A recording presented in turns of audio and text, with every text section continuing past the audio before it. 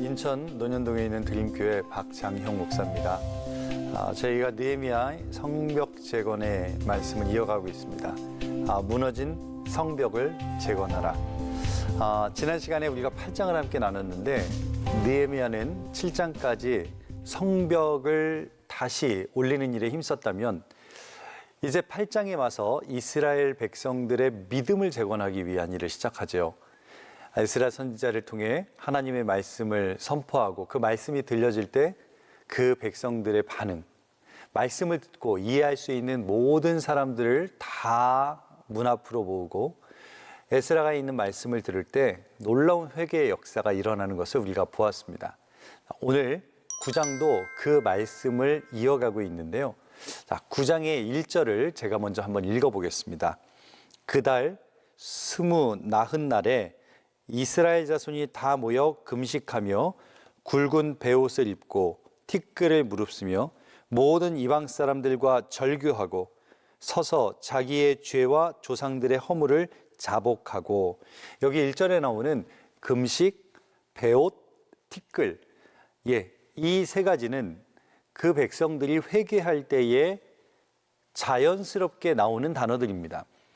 그 당시에 관습이라고도 할 수 있는데, 금식하고 베옷 입고 티끌을 쓰는 건 회개하는 전형적인 그러한 모습이죠. 그럼 그들이 무엇을 회개하느냐? 저는 이게 더 관심이 있어요. 2절에 보면 자기들의 죄뿐만 아니라 조상들의 허물을 자복하고 회개합니다. 그들이 조상들의 죄를 자복하고 회개할 게 뭐가 있을까? 그들 안에 하나님을 배신한 역사, 하나님을 떠났던 역사, 하나님 앞에 불순종했던 역사, 하나님을 떠나 이방을 섬겼던, 우상들을 섬겼던 그 역사를 회개하고 있는 거죠. 나의 잘못 아니에요. 조상들의 잘못이었습니다. 그런데 하나님은 그 잘못, 그 죄를 오늘 하나님의 말씀 앞에 서 있는 이 백성들을 통해서 하게 하시더라는 거죠. 그 자리에 서서 하나님의 여호와의 율법책을 낭독하고 3시간 동안 그 자리에 서서 하나님의 말씀을 읽는 겁니다. 그 다음 낮 4분의 1은 죄를 자복하며 그들의 여호와 하나님 앞에 경배합니다. 3시간은 하나님의 말씀을 읽고 3시간은 죄를 자복하며 회개하는 것. 이게 오늘 3절의 말씀인데, 여러분 회개기도 얼마나 오래 해보셨습니까? 여러분 가운데 회개기도 3시간 해보신 적이 있으세요? 우리 안에 그런 역사가 있기를 축원합니다. 우리는 다른 사람의 죄를 비판하고 욕하는 건 3시간이 모자라죠. 그런데 나의 죄를 회개하는 것은 3분이면 충분한 존재가 바로 우리입니다. 다른 사람에 대해서 말하고 이야기하고 비판하기에 3시간은 턱도 없는 시간이지만, 나의 죄를 하나님 앞에 회개하고 자복하는데 3시간을 한다? 저는 참 대단한 믿음이라고 생각을 해요. 하나님의 백성들은 남의 죄를 들춰내는 사람들이 아니죠. 내 죄를 하나님 앞에 다 토해내는 사람이 하나님의 백성입니다. 사람들의 눈은 속일 수 있어도 하나님의 눈을 속일 수는 없죠. 가끔 TV에 범죄 프로그램들이 보면 그 추적을 해내는 데 있어서 누군가의 증인이 꼭 한 명이 나옵니다. 그 사건의 현장을 보았던 그 사람이 있습니다. 사람이 없다 할지라도 CCTV가 그들이 행하는 것들을 보죠. 우리가 하나님 앞에 그런 존재들이라는 거죠. 하나님께서 우리가 무슨 말을 했는지, 어떤 행동을 했는지, 지금도 무엇을 하며 살고 있는지, 우리가 하나님 앞에 3시간을 회개해도 부족한 사람들이라는 것을 먼저 우리가 깨달았으면 좋겠어요. 하나님이 자신들을 인도하셨다. 그런데 내가 사는 삶은 정말 하나님이 기뻐하시는 삶을 살고 있는가? 여러분 한번 보세요. 하나님께서 이 백성들을 어떻게 인도하셨는지를 이제 이스라엘의 역사를 통해서 설명을 합니다. 이제 제가 한번 6절 이하를 볼 텐데, 이 역사를 한번 천천히 보시면서 왜 굳이 그 조상의 죄를 고백하고 그 역사를 다시 뒤집어 봄으로써 오늘 이 느헤미야 9장의 분량을 채우고 있는지를 우리가 한번 보았으면 좋겠어요. 자, 오늘 9장 6절인데 제가 읽어봅니다. 오직 주는 여호와시라. 하늘과 하늘들의 하늘과 이럴 성신과 땅과 땅 위의 만물과 바다와 그 가운데 모든 것을 지으시고 다 보존하시오니 모든 천군이 주께 경배하나이다. 레위인들이 서서 이렇게 말하는 겁니다. 하늘과 땅, 바다, 그리고 그 가운데 있는 모든 것을 지으신 하나님, 그것들을 보존하시는 하나님을 찬양합니다. 그리고서 그들은 이스라엘의 역사를 시작합니다. 7절, 주는 하나님 여호와시라. 옛적에 아브라함을 택하시고 갈대아 우르에서 인도하여 내시고 아브라함이라는 이름을 주시고, 아브라함을 택하셨죠? 갈대아 우르에서 인도하셨죠? 그 다음 아브라함이라는 이름을 그에게 주십니다. 그 다음 8절을 이어가면 이렇게 말해요. 그의 마음이 주 앞에 충성됨을 보고 그와 더불어 언약을 세우사. 그 언약을 세우신 다음에 뭐 하시냐면 그 땅을 그의 씨에게 주리라. 그리고 그 말씀대로 이루셨다. 이게 7절과 8절의 말씀이에요. 우리가 느헤미야서를 읽고 있는데 왜 느헤미야서를 말하면서 아브라함을 말할까요? 왜 그들은 하나님의 말씀을 듣고 죄를 자복하고 회개하는데 아브라함의 이야기를 할까요? 오늘 그 이스라엘 역사의 첫 주인공이 아브라함인데 아브라함과 느헤미야 이 사이의 연도차가요 1500년이 넘습니다. 1500년 전에 살았던 그 조상 아브라함을 왜 굳이 오늘 느헤미야 9장에 끌어들이는가? 저는 이게 궁금해요. 자, 한번 보세요. 그는 믿음의 조상입니다. 그리고 이스라엘 백성에게는 늘 기억되는 이름 아브라함 맞습니다. 여호수아서 24장에 보면 이제 모세로부터 바톤을 넘겨받고 여호수아가 가나안 땅에 진격하죠. 그리고 그 가나안 땅을 다 차지하고 나서 여호수아가 자기의 삶의 마지막 부분에 가면 모든 백성들을 다 모든 지파를 세겜으로 모이게 합니다. 하나님 앞에 서게 하고 여호수아가 백성에게 여호와의 말씀에 옛적에 너희 조상 아브라함의 아버지 나홀의 아버지 누구요? 데라. 아브라함의 아버지 데라가 강 저편에 다른 신들을 섬겼으나 이 말은 무슨 말이에요? 거기까지는 데라까지는 우상을 섬겼다. 그러나 믿음의 조상 아브라함 그를 하나님이 붙드셨다. 이 데라는요 단순히 우상을 섬긴 정도가 아니라 어떤 학자들은 그는 우상을 만드는 장인이었다라고도 말합니다. 어느 책에는 쉽게 말하면 이 데라라는 사람은요 우상을 조각하고 그 우상들을 파는 사람, 그 사람이 바로 데라였다는 거죠. 여호수아가 백성에게 그 옛적의 조상 아브라함의 아버지의 이야기를 하는 이유는 그 데라는 우상을 만들고 우상을 팔았던 사람이었으나 하나님은 그의 아들 아브라함을 불러내서 믿음의 씨가 되게 하시고 하나님의 백성을 이루어 내셨더라. 제일 중요한 건 데라와 아브라함 사이에 개입하신 하나님의 역사가 있다는 거예요. 그래서 여호수아서 24장 3절에 보면 내가 너희 조상 아브라함을 강 저편에서 이끌어내어 가나안으로 인도하여 내고 그를 번성케 하려고 그에게 이삭을 주었다라고 성경은 말합니다. 제가 여러분께 한번 묻고 싶어요. 여러분, 데라에서 아브라함 사이에 개입하셔서 아브라함을 강 저편에서 끌어내어 가나안으로 인도하여 내신 분이 누구세요? 하나님이시죠. 자, 그를 번성케 하시려고 이삭을 주신 분이 누구십니까? 하나님 맞습니까? 하나님께서 그 역사를 아브라함에게 베풀어 주셨다는 거예요. 지금 온 이스라엘 백성들에게 그들의 역사를 말하는 것은 너와 우리의 역사, 지금 우리가 살아가고 있는 이 순간에도 하나님이 개입하시고 역사하신다라는 걸 말씀하는 거죠.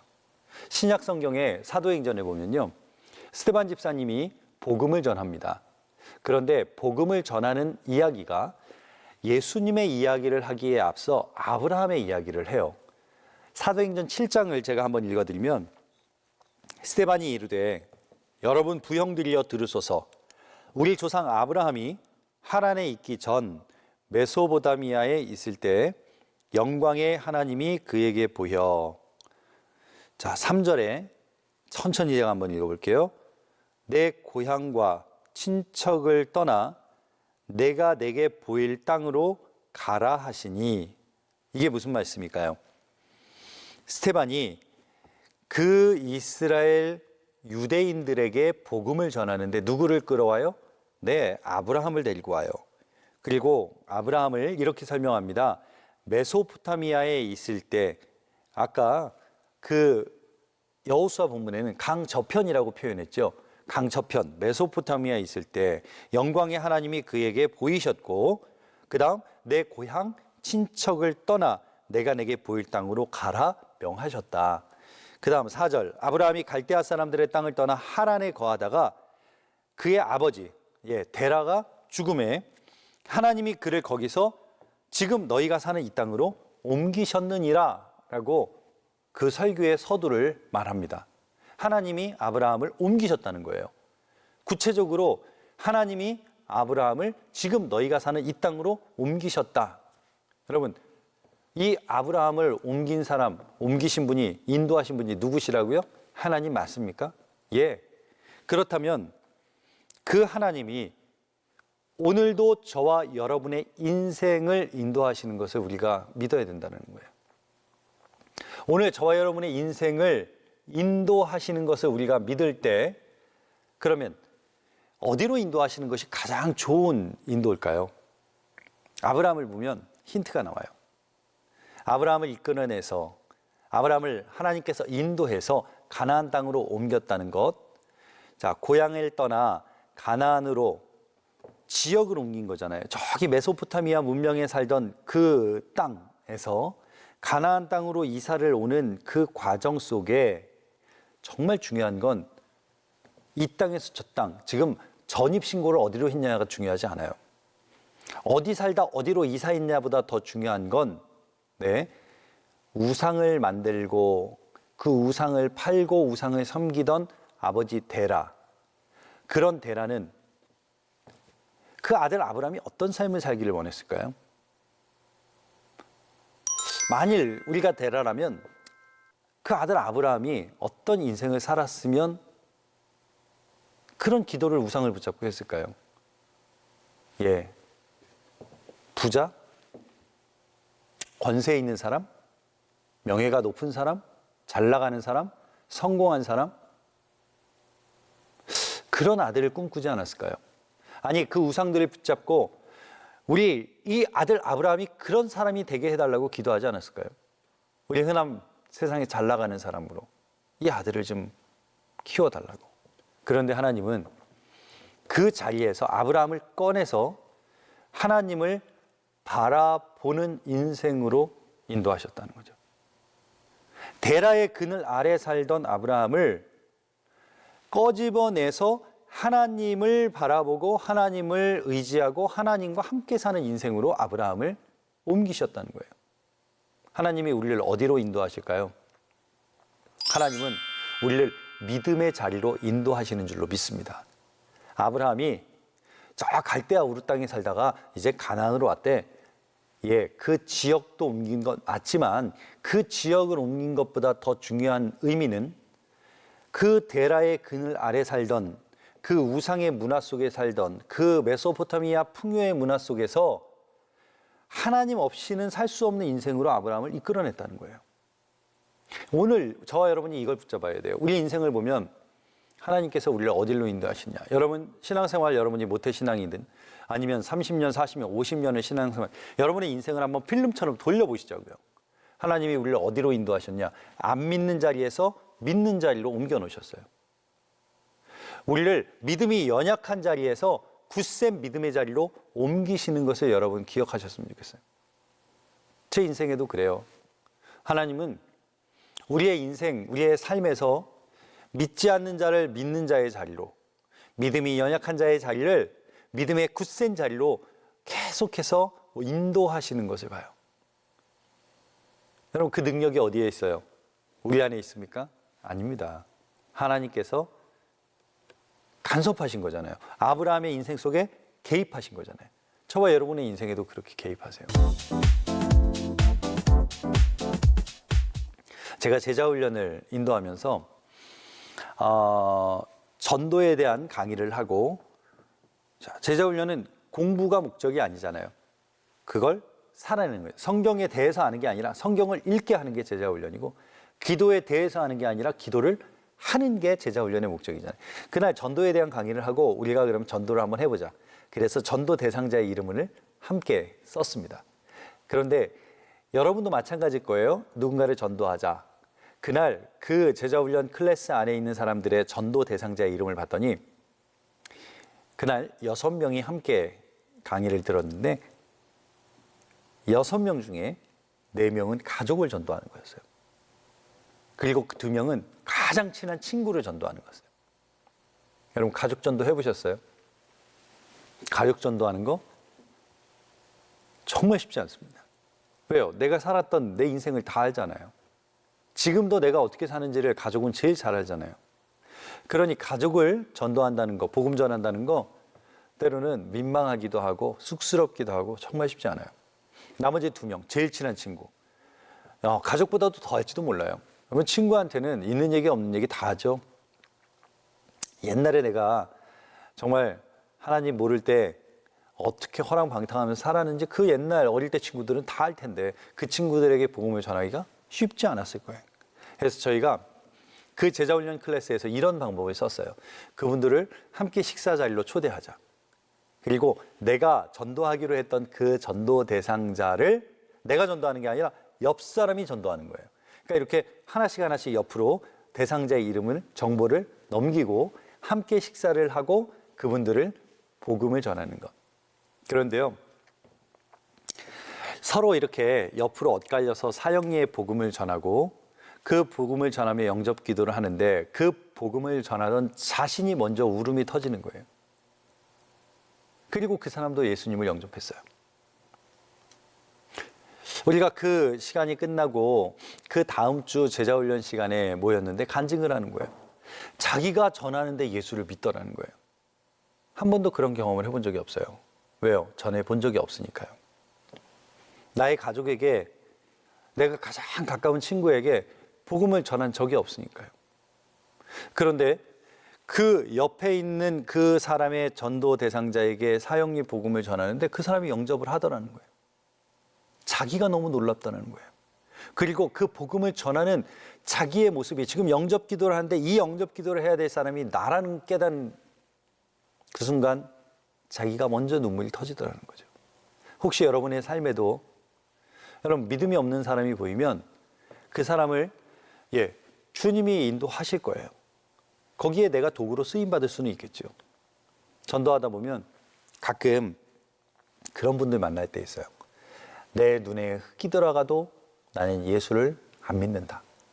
때로는 내가 예수 믿으면 내 손에 장을 지진다. 근데 보면 그런 분들은 꼭 예수님 믿어요. 그런데 얼마나 민망하겠어요. 그럼 그 사람이 예수 믿으면 예수님이 그 손을 잡아다가 장을 지지실까요? 그렇지 않죠. 그 손을 기도의 손으로, 섬김의 손으로 바꾸실 줄로 믿습니다. 하나님의 역사예요. 그 다음에 지금까지 이제 느헤미야 9장에 나오는 이스라엘의 역사의 첫 번째 주인공 아브라함이었죠. 또 이어서 이스라엘 역사의 한 토막 사건을 설명합니다. 그게 뭐냐면 출애굽 사건이에요. 9절부터 나오는데 9절을 제가 읽어보겠습니다. 주께서 우리 조상들이 애굽에서 고난받는 것을 감찰하시며 홍해에서 그들의 부르짖음을 들으시고 이적과 기사를 베푸사 바로와 그의 신하와 그의 나라 온 백성을 치셨사오니 이는 그들이 우리의 조상들에게 교만하게 행함을 아셨습니다. 주께서 오늘과 같이 명예를 얻으셨나이다. 다음 11, 12절도 읽어볼게요. 주께서 우리 조상들 앞에서 바다를 갈라지게 하사 그들이 바다 가운데를 육지같이 통과하게 하시고 쫓아오는 자들을 돌을 큰 물에 던짐같이 깊은 물에 던지시고 낮에는 구름 기둥으로 인도하시고 밤에는 불 기둥으로 그들이 행할 길을 비추셨사오며. 이스라엘 백성들이 애굽에서 뭐로 살았습니까? 종으로, 노예로. 그 고난받는 것을 하나님이 보셨다고 말씀하죠. 홍해 앞에 서 있는 그들의 부르짖음을 하나님이 들으셨다고 말씀하시죠. 바다를 갈라서 육지처럼 건너가게 하셨다고 말씀하시죠. 그리고 낮에는 구름 기둥으로 밤에는 불 기둥으로 인도하시고 그들의 길을 비추셨다는 거잖아요. 출애굽을 통해서도 하나님께서 우리를 어디로 인도하시는지를 볼 수 있어요. 하나님이 어디로 이끄셨을까요? 하나님이 그들을 어디로 이끄셨고 우리를 어디로 이끌고 계실까요? 자, 애굽에서 이스라엘 백성들의 신분을 보면 돼요. 그들의 신분은 종이었어요. 노예였어요. 그곳에서 하나님이 그들을 건져내신 거예요. 우리의 옛사람은 뭐였어요? 죄의 종이었어요. 우리의 옛사람은 그 죄의 노예가 되어서 죽을 수밖에 없는 존재였어요. 그런 우리를 하나님이 어떻게 하신 거예요? 건져내신 거예요.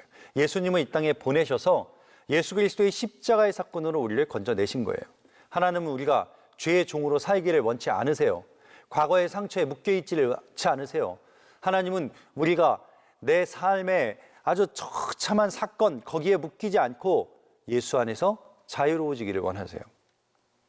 오늘 이 출애굽의 사건은 오늘 우리의 인생을 어떻게 인도하시느냐? 네, 더 이상 죄의 종으로 묶여있지 않고 우리를 자유케 하시는 하나님의 인도하심을 우리는 보입니다. 저에게 가장 개인적으로 편한 장소가 어디냐면 저는 집이에요. 하루 종일 어떤 날은 새벽부터 정말 밤 늦 시간까지 제 시간이 하나도 없이 정해진 스케줄에 움직여야 될 때도 있어요. 정말 힘든 일들이 계속 이어지는 그런 날 집에 들어가는 순간 저는 긴장이 풀어지죠. 집에 들어가는 순간 저는 쉴 수 있어요. 집에서 더 이상 넥타이를 매고 있지 않아도 되고요. 제가 집 소파에 누워있다고 아무도 말하는 사람 없어요. 감정적으로 어렵고 힘든 사람을 만날 때도 있죠.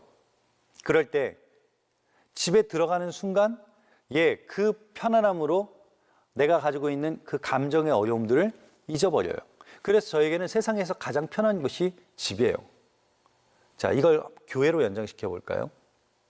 하나님께서 우리의 인생을, 우리의 삶을 종의 자리, 오늘 이스라엘 백성들의 출애굽의 환경 속에서 표현한 단어라 판다면 그들의 고통을 하나님이 보셨어요. 그들이 홍해 앞에 설 때에 앞에는 홍해로 막혀 있고 뒤에서 애굽의 병거들이 쫓아오는 그 상황 속에 부르짖음을 하나님이 들으셨어요. 우리 인생 속에 그 고통과 아픔과 그 부르짖음을 하나님이 보시고 들으시고 우리를 하나님의 전인, 하나님의 집인 교회로 이끌어 주셨는데 가끔은 그 교회 안에서 다른 사람들을 긴장시키고 힘들게 하는 분들이 있어요. 저는 그런 분들이 참 개인적으로 없으셨으면 좋겠어요. 참 별로예요. 영혼이 곤고할 때 우리가 찾아갈 수 있는 곳이 어디예요? 하나님의 집, 교회인데 그 아버지 집에 와서 가장 내 영혼의 편한 곳이 되어야 되는데 그 한두 명 때문에 그 교회가 편한 곳이 되지 못하고 그 교회가 긴장해야 되는 곳이 되고 그 교회가 그 사람의 눈치를 봐야 되고 그 교회가 오히려 가장 불편한 자리가 된다면 하나님이 지금 원하시는 것과는 정반대로 가는 거죠. 하나님은 하나님의 사랑하는 백성들을 어디로 인도하기를 원하시느냐? 종에서, 묶인 자리에서 자유케 되기를 원하고 계신다. 그래서 누가복음 4장에 보면 우리가 잘 아는 말씀, 주의 성령이 내게 임하셨으니 이는 가난한 자에게 복음을 전하게 하시려고 내게 기름을 부으시고 나를 보내사 포로된 자에게 자유를, 눈먼 자에게 보게 함을 전파하며 눌린 자를 자유롭게 하고. 하나님이 왜 이스라엘 백성을 애굽에서 탈출시키셨는가? 포로된 자에게 자유를 주시려고, 눌린 자를 자유롭게 하시려고, 하나님을 믿는 사람인 우리를 눌린 곳에서 자유로운 곳으로 옮겨주심을 믿는 하나님이 오늘 우리를 어디로 인도하시느냐?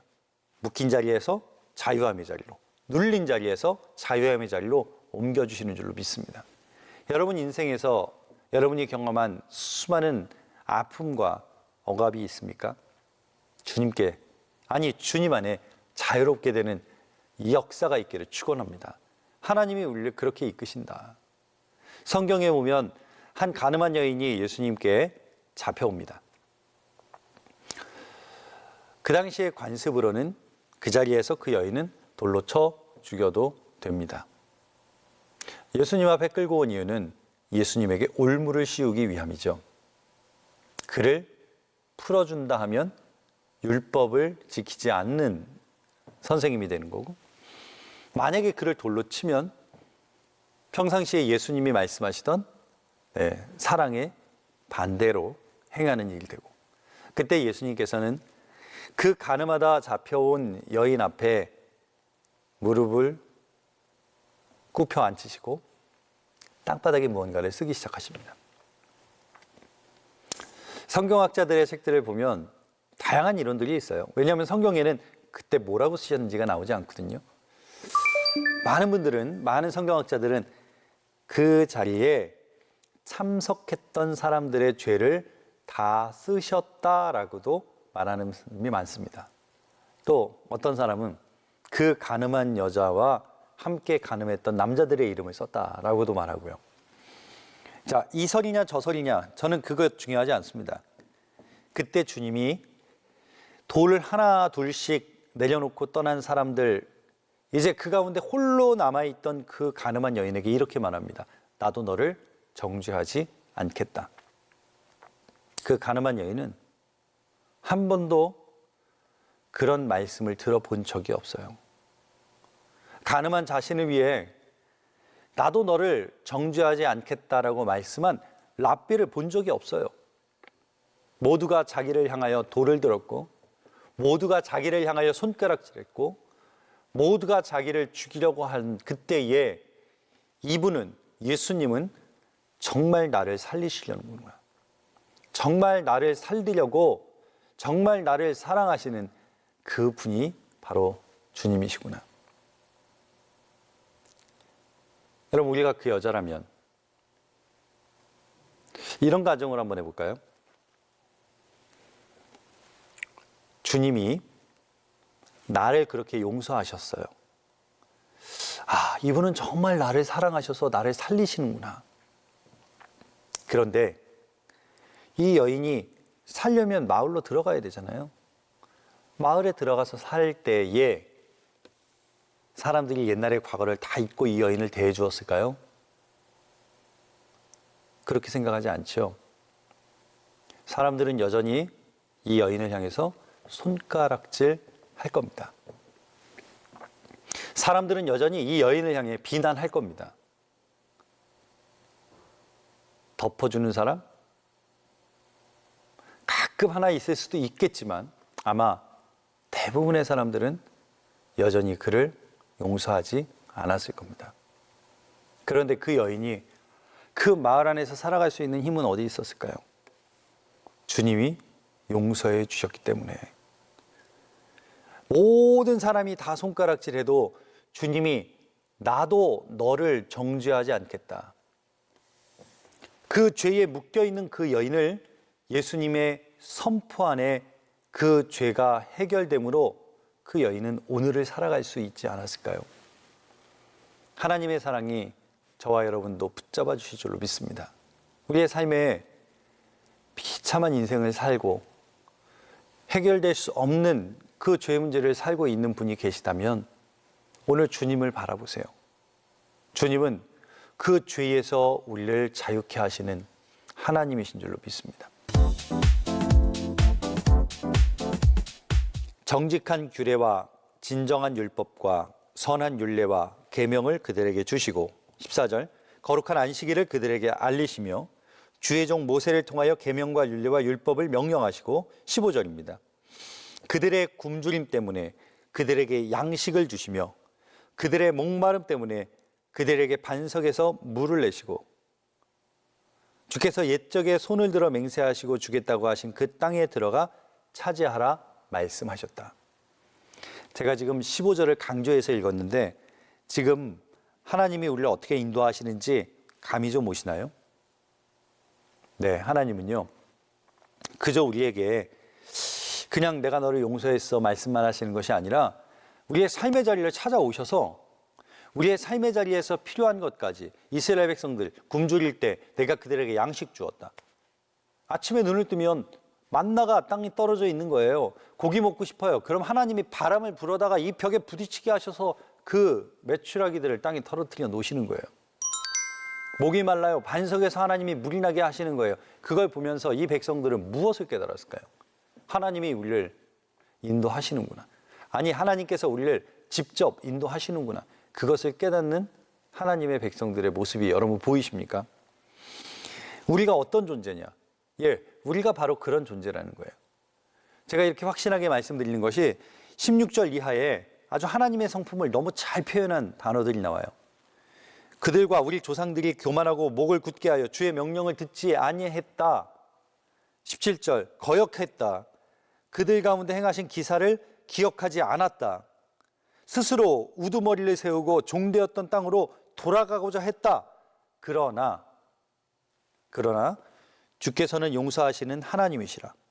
은혜로우시며 긍휼히 여기시며 더디 노하시며 인자가 풍부하심으로 그들을 버리지 아니하셨나이다.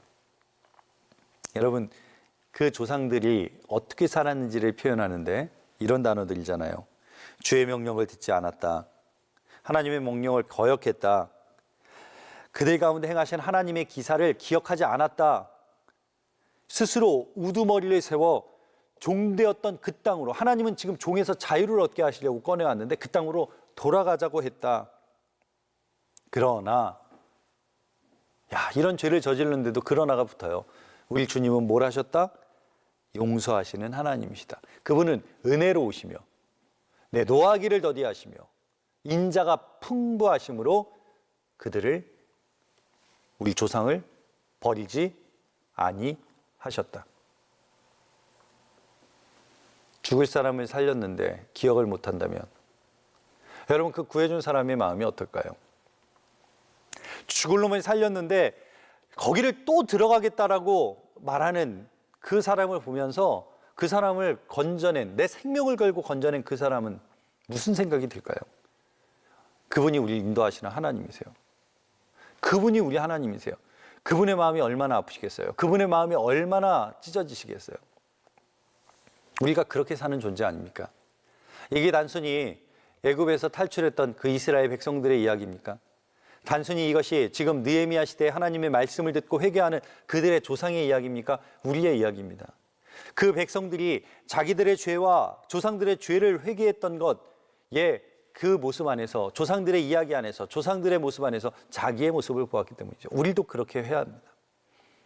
그 백성들, 이스라엘 백성들이 하나님의 백성으로 살았지만 다시 돌아가고 하나님의 일을 기억하지 못하고 하나님 앞에 거역했던 그들의 삶.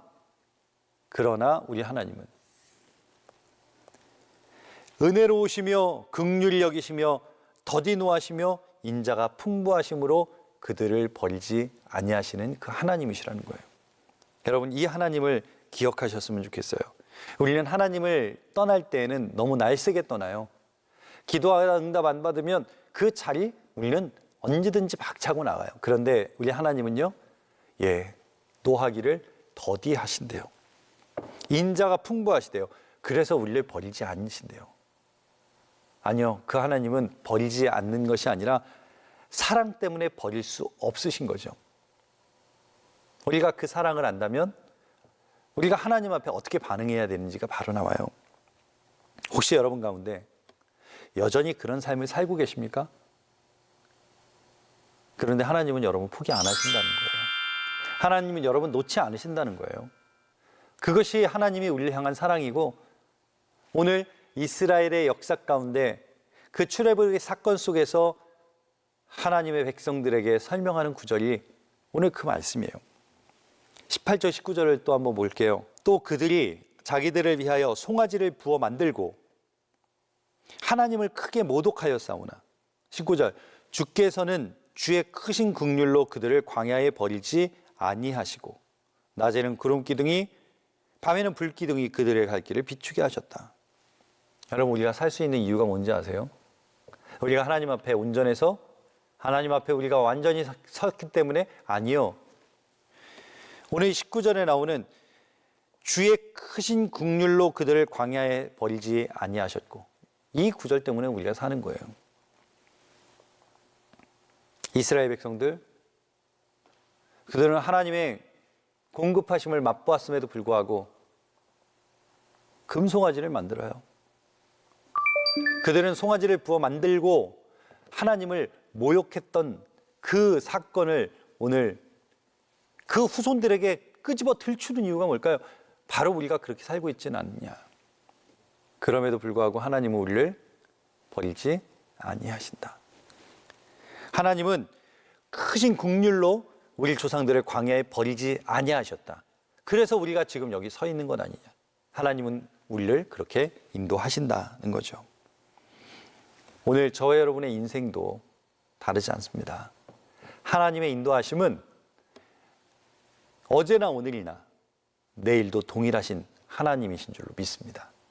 우리 하나님의 인도하심은 오늘 날마다 우리와 함께 하시는 그 하나님의 인도하심은 오늘도 긍휼하심으로 우리를 붙잡아 주시는 줄로 믿습니다. 21절에 하나님께서 어떻게 인도하심을 공급하시는지를 봐요. 40년 동안 들에서 기르시되 부족함 없게 하시고 그 옷이 헤어지지 아니하고 발이 부르트지 아니하였사오며. 여러분, 나그네와 같은 이방인과 같은 우리의 삶이 옷이 헤어지지 않고 발이 부르트지 않게 하시려면 그분의 손과 발이 부르트는 거예요. 광야에서 그들을 먹이시고 입히신 하나님은 아무것도 안 하시고 계셨나요? 아니요. 이들을 먹이시고 입히시고 살리시려고 하나님은 손과 발이 부르트도록 그들을 붙잡고 계시는 거잖아요. 그러면서 23, 24절 주께서 그들의 자손을 하늘의 별과 같이 하셨고 그들의 열조에게 들어가서 차지하라고 말씀하신 이 땅을 인도하셨고 24절 그 자손이 들어가 땅을 차지해야 돼. 그 땅 가나안 주민들이 그들 앞에 복종하게 하실 때 가나안 사람들과 그들의 왕 본토 여러 족속들을 그들의 손에 넘겨 행하게 하셨고 이것 누가 하셨다? 하나님이 하셨다. 그들의 견고한 성읍 기름진 땅을 점령하고 아름다운 물건이 가득한 집 우물 포도원 감람원 허다한 과목을 차지하여 배불리 먹고 살찌고 주의 큰 복을 즐기게 하셨다. 그런데 26절 그들은 순종하지 않았고 주를 거역했고 주의 율법을 등졌고 주께로 돌아오기를 권면하는 선지자들을 죽여 하나님을 심히 모독했다. 어떻게 보면 그 후손들에게 이 조상들의 역사는 흑역사죠.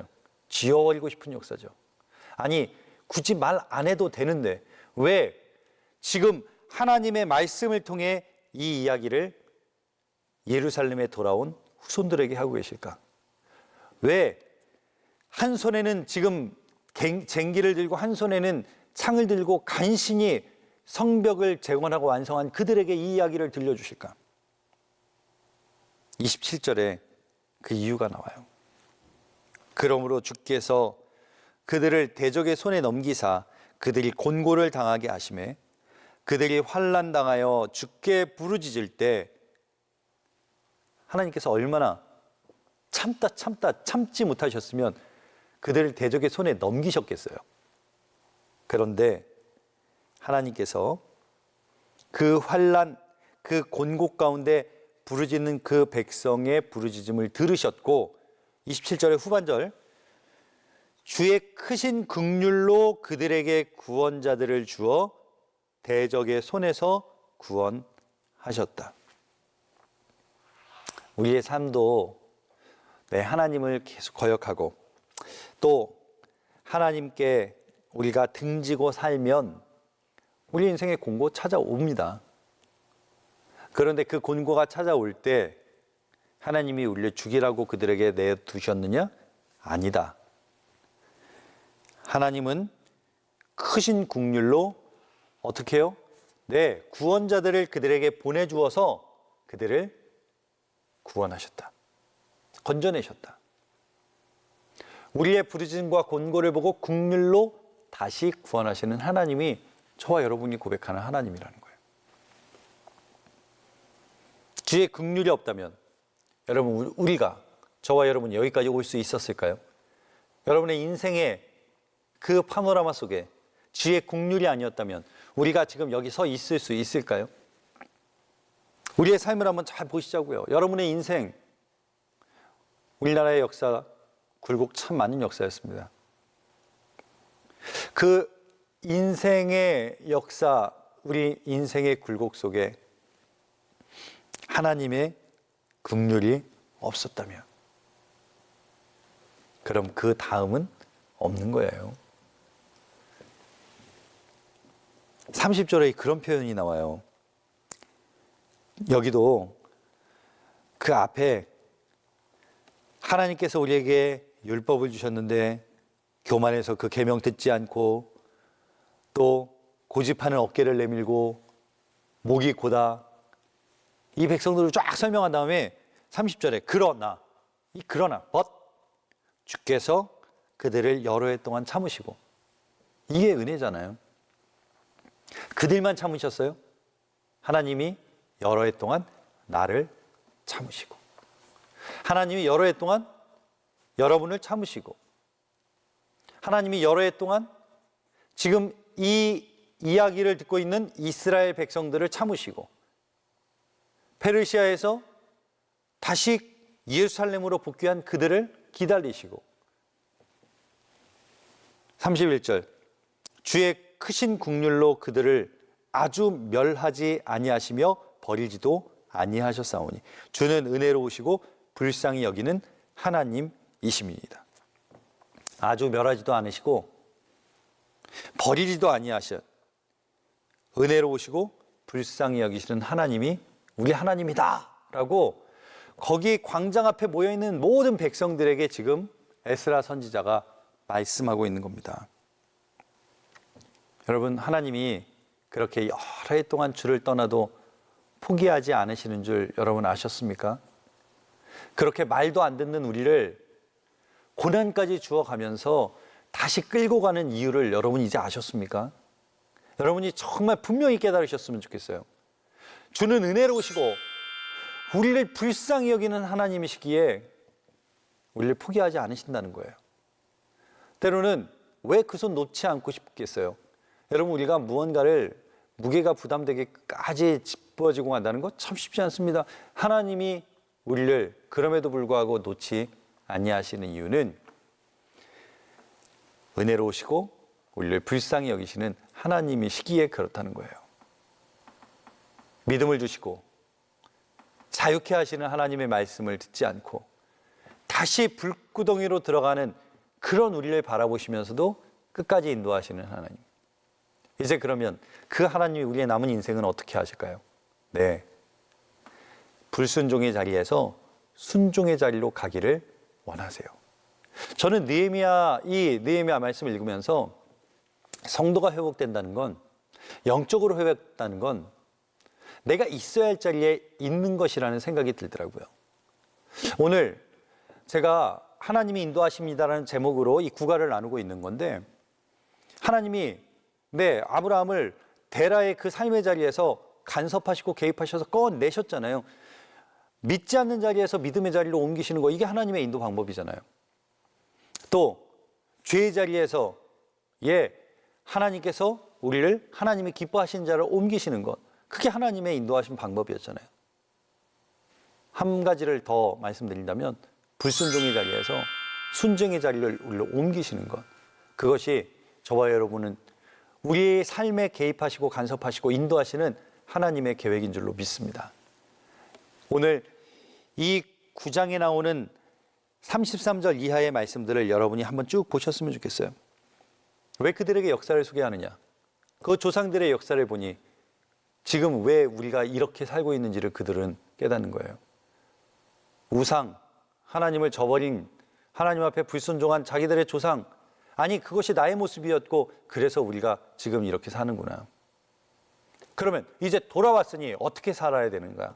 제가 마지막 절 한 절을 읽어드릴게요. 38절. 우리가 이 모든 일로 말미암아 이제 견고한 언약을 세워 기록하고 우리의 방백들과 레위 사람들과 제사장들이 다 임봉하나이다. 우리에게 남은 건 하나님과의 언약의 약속을 세우는 거예요. 그리고 그 약속을 모든 믿음의 공동체와 함께 지켜나가기로 결정하는 거예요. 그리고 결코 변하지 않는 삶을 살아내는 것, 그것이 저와 여러분의 인생 되시기를 축원합니다. 우리의 삶은 하나님이 포기하지 않는 인생이다. 우리의 삶은 하나님이 인도하시는 인생이다. 그렇다면 우리의 남은 인생은 그 하나님과 언약을 맺고 그 언약을 끝까지 지켜나가며 사는 믿음의 백성의 길, 오늘도 그 길을 살아내는 그런 저와 여러분 되시기를 축원합니다. 감사합니다. 다음 시간에 뵙겠습니다.